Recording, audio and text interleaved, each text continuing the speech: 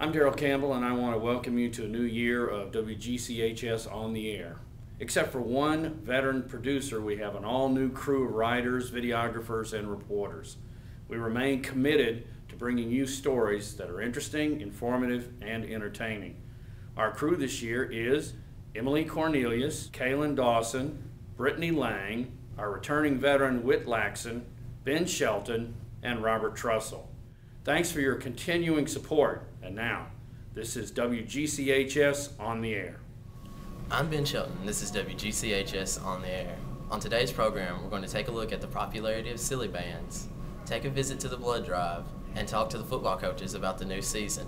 But first, here's Whit Laxon with a report on texting and driving. Texting is a very popular communication tool, but statistics are showing that it's not safe to text while driving. The number of people who are texting and using mobile phones while driving is increasing daily.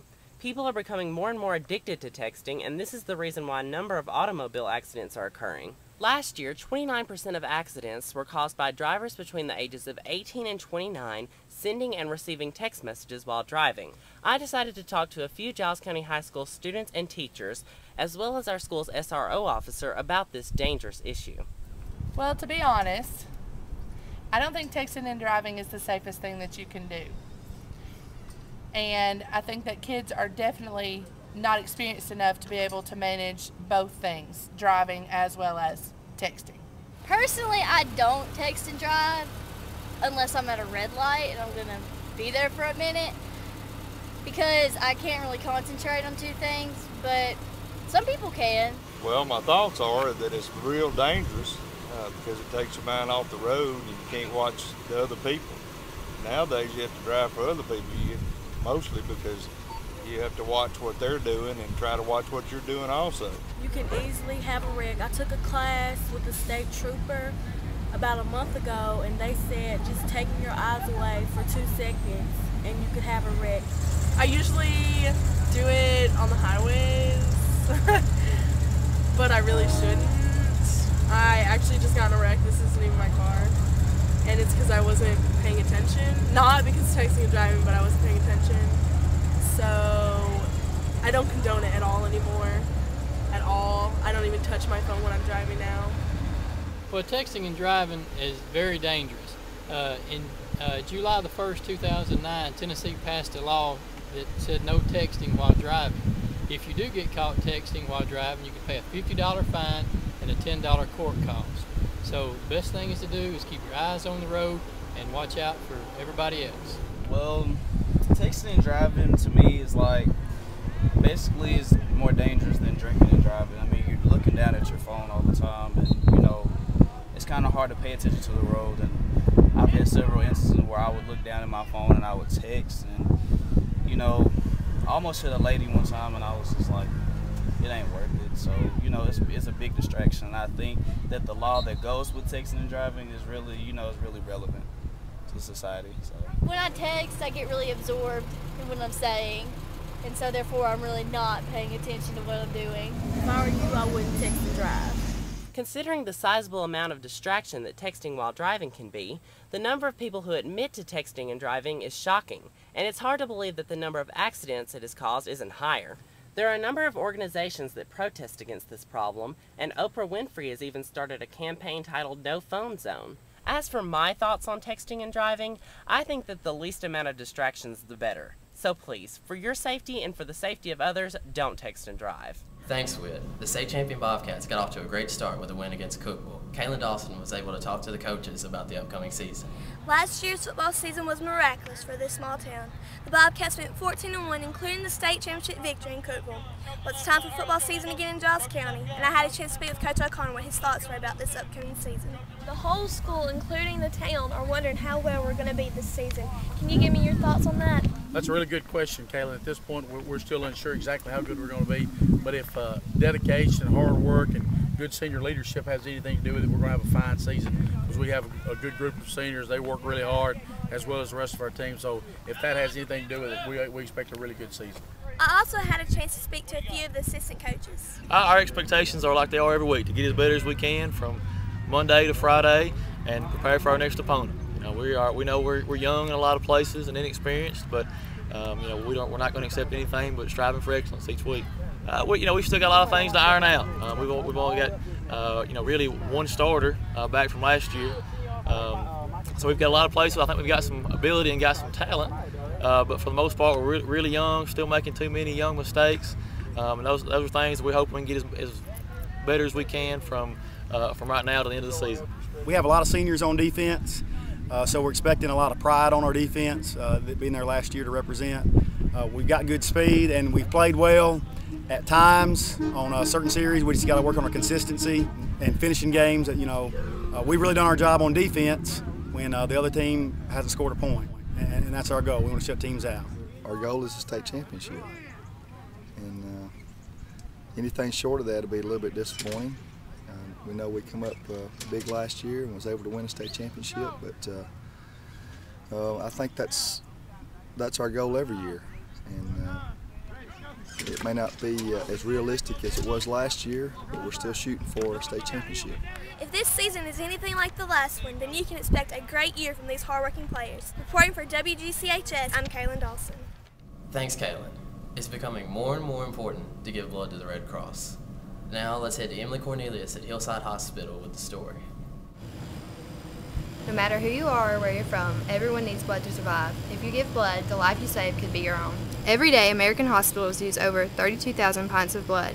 Normally, we only get a little over 60 donations at the Giles County High School blood drive. The Red Cross needs more blood now than ever before. I was able to talk to our school's health science teacher, Miss Brewer, about the recent blood drive at Giles County High.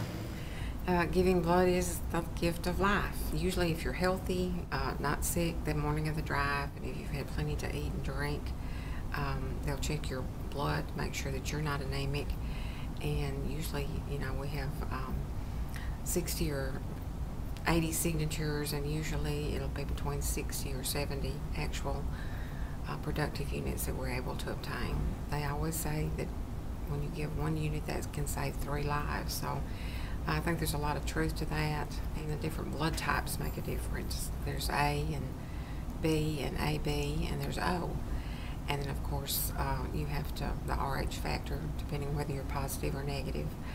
All that's real important, and at different times they'll be very low in a particular type of blood, and they'll sometimes have drives just trying to get that particular type, and then sometimes they'll have drives for people for bone marrow. There's just so many miraculous things now with technology that our doctors know that do help save more lives and alleviate a lot of the symptoms of people that have long-term illnesses just by the different components or the whole blood itself that they can give. Blood may mean the difference between life and death. Giving blood is not just a good thing to do, it may save lives. Thanks, Emily. And we want to remind everyone at Giles County High that the next Red Cross blood drive is in November. If you haven't given blood, then would be a good time to do so. And finally, here's Brittany Lang with a report on the latest fad, Silly Bands. The Livestrong wristbands were released back in 2004 and sparked a craze that has led to a new brand of rubber wristbands known as Silly Bands. In 2009, Silly Bands were released in stores across the southern United States. As the product's popularity increased, the bands were sold nationwide. Basically, Silly Bands are rubber bracelets formed into shapes such as animals, objects, and letters. It's true that the bands are popular here at Giles County High, but the fad is even more of a big deal at local elementary schools. I'm here at Pulaski Elementary School to talk to a few first graders about silly bracelets.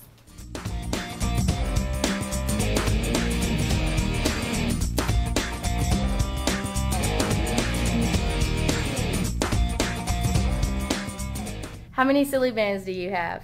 150. What do you think's cool about silly bands? They're really funny because you can wear them over your neck. Because they're funny and real. Because they're silly. I like to wear them. What's your favorite shape? A hippo. Now, I'm here at Southside Elementary School where silly bands are not allowed to be worn. What are the health issues involving silly bands? Silly bands can be considered a fomite. Germs, viruses, bacteria, parasites, all of those are infectious or contagious. Everybody does as good a hand washing teaching at this school district as we can. There's probably still, especially in the younger grades, areas that the kids don't wash their hands well enough, and you know they don't wash those silly bands.